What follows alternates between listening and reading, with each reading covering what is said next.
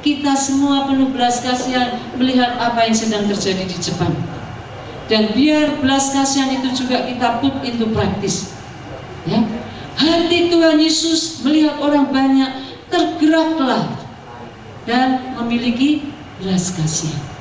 Mari saudara-saudara, para pelayan Tuhan khususnya, ayo saya undang dengan serius. Dapatkah kita memiliki hati yang penuh belas kasihan? Setiap kali sudah lihat orang di jalan, pernahkah kita memikirkan, iya ya, kalau orang ini tidak kenal Tuhan Yesus, kira-kira apa yang terjadi? Ada compassion. Itu hatinya Tuhan. Itu karakternya Tuhan. Compassion. Penuh dengan belas kasihan. Lalu kita lihat buah-buah yang baik. Saudara, ada berapa aspek buah Roh Kudus? 9. Mari kita lihat di Galatia pasal 5 ayat 22 dan 23. Galatia 5 ayat 22 sampai 23. Mari kita baca bersama-sama. Tetapi buah roh, kasih, damai sejahtera, kesabaran, kemurahan, kebaikan, kesetiaan, kelemah lembutan, dan penguasaan diri. Untuk saya pribadi, saya senang membagi ini menjadi 3 bagian. Yang pertama, kasih, sukacita, damai sejahtera. Itu hubungan saya dengan Tuhan. Ada kasih, sukacita, damai sejahtera. Lalu yang kedua adalah hubungan satu dengan yang lain. Apa? Kesetiaan, kemurahan, kebaikan. Setuju saudara? Setia di dalam pernikahan, bermurah hati satu dengan yang lain, full of mercy, penuh kebaikan. Ini semua kita akan tunjukkan kepada orang lain. Yang ketiga saudara, apa yang dikatakan? Kesetiaan, kelemah lembutan, penguasaan diri. Maaf, tadi yang kedua kesabaran, kemurahan, kebaikan. Yang ketiga kesetiaan, kelemah lembutan, dan penguasaan diri. Itu terhadap diri sendiri. Setia, memiliki roh lemah lembut. Apa sih artinya lemah lembut saudara-saudara? Tuhan Yesus berkata, aku ini lemah lembut dan rendah hati. Nah sekarang kita bertanya, apa itu lemah lembut? Ya, penuh kasih, apalagi? Apa ini lemah lembut? Apakah orang yang lemah lembut itu orangnya lemah begitu? Tidak, orangnya tidak lemah. Apa saudara? Ini berbicara lagi soal hati. Ayo, apa itu lemah lembut? Tidak mudah marah. Apa Pak? Tidak mudah marah. Tidak mudah marah, iya. Ayo Pak, kembangkan lagi. Tidak mudah marah.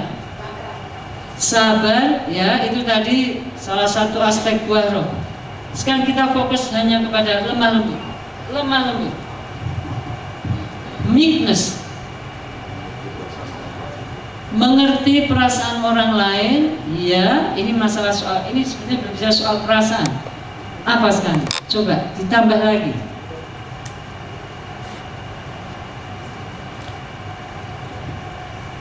Dengan singkat, peka, memiliki hati yang peka, hati yang lembut di hadapan Tuhan, hati yang bisa gampang diolah, hati yang gampang dirubah, hati yang gampang dibentuk oleh Tuhan.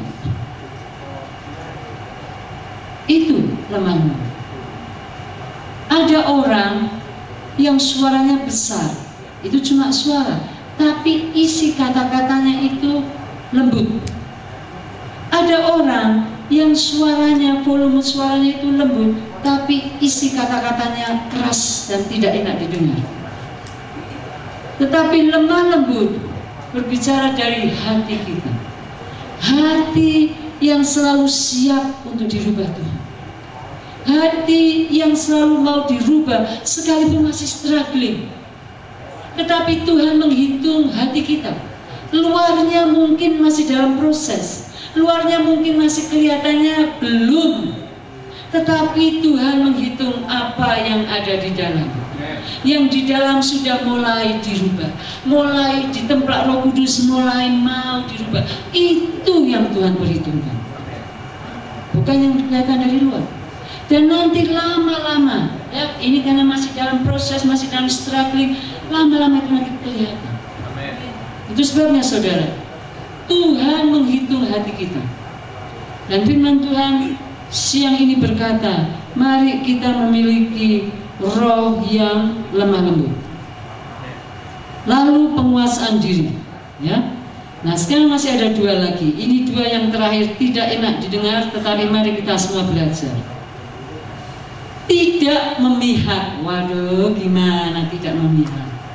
Ya, dalam pepatah bahasa Inggris dikatakan blood is thicker than water. Ya kan? Kalau ini urusan daging darah, biar salah benar gua bela. Aku bela mati-matian. Entah salah entah benar, pokoknya ini anakku, ini suamiku, ini istriku, ini keponakanku, wah nama keluarga, nama siapapun. Bagaimana saudara? Kalau kita mau mendapat hikmat yang dari atas, ada harga yang harus dibayar, tidak memihak. Salah-salah, benar-benar. Mungkin saya juga sudah pernah berkata kepada saudara-saudara di Bangkok, saudara, banyak adik-adik saya melayani Tuhan, ya. Dalam keluarga melayani Tuhan, saya selalu berkata kepada adik saya, ini pulang juga saya katakan pada mereka begini. Kalau kamu salah, Tuhan yang akan berurusan dengan kamu. Tapi kalau kamu benar, Tuhan yang akan membela. Dan dengan prinsip itu, saya tidak pernah pusing, saya tidak pernah susah atau khawatir, wah nanti gimana, lalu coba membela ini dan membela itu. Tidak pernah. Saya serahkan kepada Tuhan. Berani saudara-saudara kita berkata kepada Tuhan, Tuhan, kalau suamiku salah, biar dia urusan sama Tuhan, aku tidak membela. Ya entah nanti caranya bagaimana, itu urusan Tuhan. Mungkin bagian kita mengingatkan, tetapi tidak membela. Apalagi kalau kita tahu itu salah, kita bela, saudara-saudara, kita sudah salah di hadapan Tuhan. Dan seringkali ini tidak gampang waktu kita masuk dalam praktek. Karena daging ini ya, aduh ini adikku kok, kasihan banget. Ini bapakku, ini mamaku, ini anakku, pokoknya hubungan darah, ini keponakanku. Berani tidak? Kita tidak memihak.